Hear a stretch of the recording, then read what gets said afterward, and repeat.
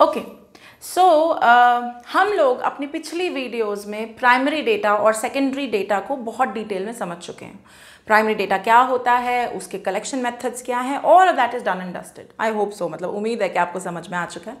हमने अपनी पिछली वीडियो में डिस्कस किया डिटेल में कि सेकेंडरी डेटा क्या है और सेकेंडरी डेटा के डिफरेंट सोर्सेज क्या हैं, पब्लिश्ड, अनपब्लिश्ड, ये सब कुछ हमने डिस्कस कर लिया। आज की वीडियो में हम डिस्कस करेंगे कुछ चीज़ें जिन पे ध्यान देना ज़रूरी है when you are collecting secondary data. I mean some precautions that you need to take care so that तुम्हारा सेकेंडरी डेटा कलेक्शन गड़बड़ ना हो। Right, welcome everyone. आप लोग देख रहे हैं eco world digital classes. This is statistics series for standard 11th and we are doing chapter number 2 which is collection of data, और इसका टॉपिक चल रहा है precautions to be taken while collecting secondary data. अब अगर याद हो कि सेकेंडरी डेटा क्या है, सेकेंडरी डेटा होता है जब हम ऑलरेडी एग्जिस्टिंग सोर्सेज से डेटा पिक करते हैं। मतलब किसी मैगजीन में छपा हुआ है, किसी गैजेट में, जैसे गवर्नमेंट ऑफ इंडिया सेंसस करती है, ये बहुत बढ़िया सोर्स है सेकेंडरी डेटा का। सेंसस में वो gender, literacy rate, equality, income, सब चीज़ों के बारे में डेटा कलेक्ट करके रख लेती है। अगर कल को आप कोई रिसर्च कर रहे हैं तो instead of doing it on your own, primary data collection mode में जाओ। उससे अच्छा है कि तुम सेंसस की रिपोर्ट उठाओ और उससे डेटा जो है वो यूज़ कर लो, है ना। तो दैट इज सेकेंडरी डेटा। जब हम कहीं ऑलरेडी पब्लिश सोर्स से डेटा पिकअप करते हैं उसको बोलते हैं सेकेंडरी डेटा। बट इसमें दिक्कत क्या है? दिक्कत ये है, पॉइंट नंबर 1, एक्यूरेसी गड़बड़ा सकती है। तुम्हारा इन्वेस्टिगेशन कहीं और जा रहा है और डेटा जो तुमने लिया वो कुछ और ही है, तो बहुत गड़बड़ हो सकती है। सेकेंडली, अगर किसी टुच्चे पुच्ची ऑर्गेनाइजेशन ने या किसी रैंडम इंसान ने डेटा कलेक्ट किया है, so you can't be sure कि डेटा वाकई सच है या झूठ है। तो ये कुछ प्रॉब्लम्स हैं सेकेंडरी डेटा में, जिनके हिसाब से आपको ये टॉपिक दिया गया है कि कुछ प्रिकॉशंस का ध्यान रखिए। Let's begin understanding this. पहला, ability of the collecting organisation. अब इसका क्या मतलब हुआ? See, when we were young हम लोग डिबेटिंग करते थे एंड हम लोग हमेशा पूछते थे, जब कोई डिबेट में बोलता था इतने नंबर ऑफ लोग बढ़ चुके हैं, इतनी परसेंटेज बढ़ चुके हैं, तो हम पूछते थे सोर्स क्या है, what is the source, why is this source important. क्योंकि सोर्स पे अगर तुमने कह दिया ट्रिब्यून या सोर्स पे तुमने कह दिया इकोनॉमिक गैजेट ऑफ इंडिया, तो बात खत्म। अब डाउट का कोई स्कोप ही नहीं बचता कि वो जो डेटा है वो कहीं गड़बड़ाया तो नहीं हुआ, बिल्कुल नहीं बचता। इसीलिए when you are using secondary data, your first precaution is check कि ये डेटा किसने कलेक्ट किया है। क्योंकि अगर तो किसी अच्छी ऑर्गेनाइजेशन ने कलेक्ट किया है तब उसके एक्यूरेट होने के बहुत ज़्यादा चांसेस हैं। तब इस बात को मान के चलो कि उन्होंने डेटा कलेक्शन करते हुए जितनी भी नेसेसरी प्रिकॉशंस लेने की ज़रूरत है वो ले रखे होंगे, मतलब ऐਵੇਂ ही डेटा नहीं छेप दिया होगा। हाँ, अगर तुम्हारे को पड़ोस के अंकल जी बोलते हैं, शॉपकीपर, कि मैंने भी रिसर्च करी, ये लो डेटा ले लो, पता नहीं भाई, उनकी रिसर्च हो सकता है, इन ऑल प्रोबेबिलिटी हो सकता है बहुत बढ़िया से करी हो, पर क्या पता चलता है, हो सकता है डेटा फर्ज कराओ। So the first point is you have to check the collecting organisation, उसकी एबिलिटी क्या है, क्या वो रिलायबल है, क्या वो भरोसे के लायक है, उसको चेक करना जरूरी है before you use secondary data. Okay, second point, objective and scope. Secondary data में ना सब कुछ है। आप सेंसस ही ले लो फॉर एग्जांपल, सेंसस में 100, 120, 130 कैटेगरीज है। तुमको क्या 130 कैटेगरीज पे रिसर्च करनी है? नहीं ना, तुम्हें एक कैटेगरी पे रिसर्च करनी है। मान लो तुम्हें जेंडर पे रिसर्च करनी है। अब तुमने सेंसस उठा तो लिया, बट तुम्हें ये समझना बहुत ज़रूरी है कि तुम्हारा ऑब्जेक्टिव क्या है, तुम्हारी स्टडी का स्कोप कितना है। स्कोप से मतलब कितनी बड़ी या छोटी स्टडी है तुम्हारी। अब अगर तुमने जेंडर पे रिसर्च करनी है और तुम पूरी सेंसस की रिपोर्ट उठा के बैठ गए हो, तो तुम अपना टाइम वेस्ट कर रहे हो। You are not sticking to your objective, you are not sticking to your scope. तो ऑब्जेक्टिव मतलब अपना एम बड़ा क्लियर होना चाहिए। सेकेंडरी डेटा में तुम्हें तो बहुत कुछ मिलेगा, उसमें से छांटना किस पे डिपेंड करेगा? इस बात पे कि तुम्हारा एम क्या है। जैसे मैंने एग्जाम्पल लिया कि तुमने सेंसस की रिपोर्ट उठाई, उसमें 130 कैटेगरीज है, तुम्हें जेंडर पे रिसर्च करनी है, तो तुम्हारा ऑब्जेक्टिव क्या है? Gender inequality research, very clear. और तुम्हारा स्कोप क्या है? सिर्फ जेंडर का डेटा। तो सेकेंडरी डेटा में से अपना रेलेवेंट डेटा छांटना is important in order to have a good research. Okay, third point, method of collection is very important. Now let's take an example. Method of collection तुम जानते हो, अभी हमने प्राइमरी डेटा के 4 मेथड्स करे। तो मान लो तुम्हें हाईली एक्यूरेट इंफॉर्मेशन चाहिए। ओके, सेकेंडरी डेटा मिल गया तुम्हें। वैसे तो अगर तुम्हें बहुत एक्यूरेट डेटा चाहिए तो secondary data is not really a good idea, but चलो तुम्हारे पास टाइम नहीं, तुमने सेकेंडरी डेटा ले लिया, ठीक है।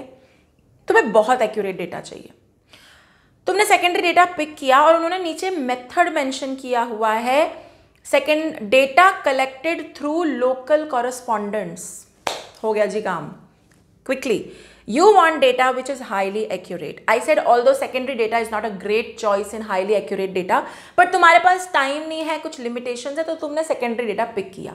सेकेंडरी डेटा के नीचे लिखा हुआ है कि ये जो डेटा किसी ना किसी, सेकेंडरी डेटा भी कभी ना कभी किसी ना किसी ने प्राइमरी डेटा के तरीके से कलेक्ट किया होता है ना, मतलब कभी ना कभी किसी ना किसी ने तो ओरिजिनली जाके उस डेटा को कलेक्ट किया ही होगा।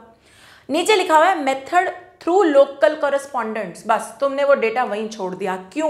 क्योंकि तुम्हें हाईली एक्यूरेट डेटा चाहिए था और लोकल कॉरेस्पॉन्डेंट का जो मेथड है वो हाईली एक्यूरेट डेटा नहीं देता। You're getting my point? So before you sit down to do your secondary data research, ढूंढो कि मेथड कौन सा है।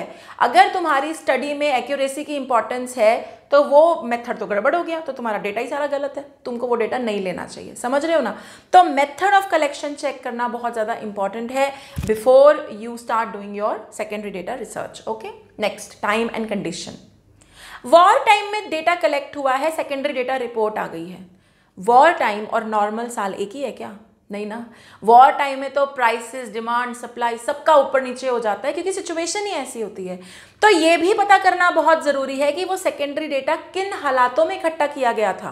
कहीं पता चले उस समय लड़ाई जंग छिड़ी हुई थी और तुम मान के चलो कि जो डेटा उस समय दिख रहा है वही डेटा हमेशा के लिए रेलिवेंट है, तो बिल्कुल गलत है। फॉर एग्जाम्पल, जंग में आम बात है कि चीज़ों के दाम बहुत ज़्यादा बढ़ जाते हैं। मान लो तुम इन्फ्लेशन पे स्टडी कर रहे हो। इन्फ्लेशन क्या होता है?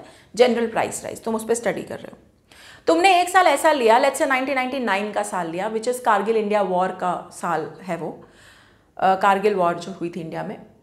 तुमने देखा हर चीज़ के दाम बढ़े हुए और तुमने कहा बस बस भाई डेटा, सेकेंडरी डेटा है कि हर चीज़ के दाम बढ़े थे तो हमारे यहाँ तो महंगाई 16%, 20% बढ़ गई। तुमने ये एनालिसिस निकाल लिया, बट ये तो एनालिसिस टोटली गलत है क्योंकि तुमने चेक नहीं किया कि वो सेकेंडरी डेटा किस साल में कलेक्ट हुआ था। 1999 में, वो तो वॉर का साल था और वॉर के साल में आमतौर पे चीज़ें महंगी होती हैं। क्यों? क्योंकि लोग डर के मारे चीज़ें होर्ड करते हैं। होर्ड मतलब लोगों को लगता है कल को खाना नहीं मिलेगा तो चलो आज ही इकट्ठा कर लो।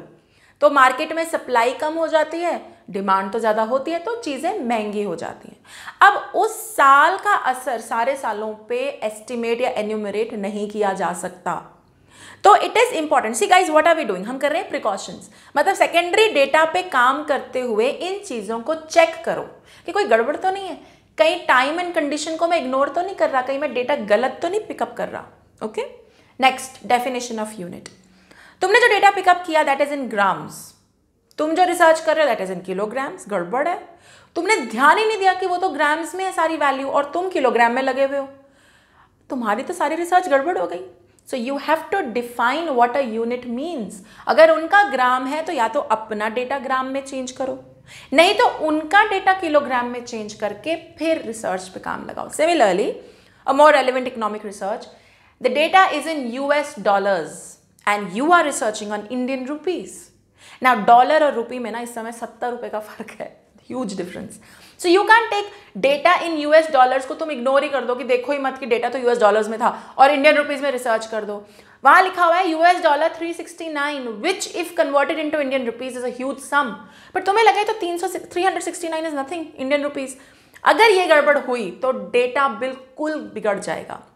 सो you have to understand and notice and take this precaution कि जो यूनिट है वो सेम होना चाहिए ताकि मेजरमेंट कंपैरिजन करना आसान हो। Okay, and finally accuracy. You have to check कि जो डेटा है वो एक्यूरेट है, फज तो नहीं किया गया। और इन सब में ना ये जो कलेक्टिंग ऑर्गेनाइजेशन कौन सी है, कितनी बड़ी रिसर्च है, कितना बड़ा डेटा है, उस पर बहुत फ़र्क पड़ता है। Accuracy needs to be checked because if you are researching, आप बिल्कुल नहीं चाहेंगे कि अंत दिन पे आके जब आपने सारा कुछ कर लिया, इंटरप्रिटेशन करने बैठ रहे हैं, तब पता चला डेटा ही सारा गलत था, तो बहुत गड़बड़ होती है। तो एक्यूरेसी चेक करेंगे। Okay, are we clear? So secondary data क्या है? ऑलरेडी पब्लिश्ड डेटा जिसको आप यूज़ कर रहे हैं।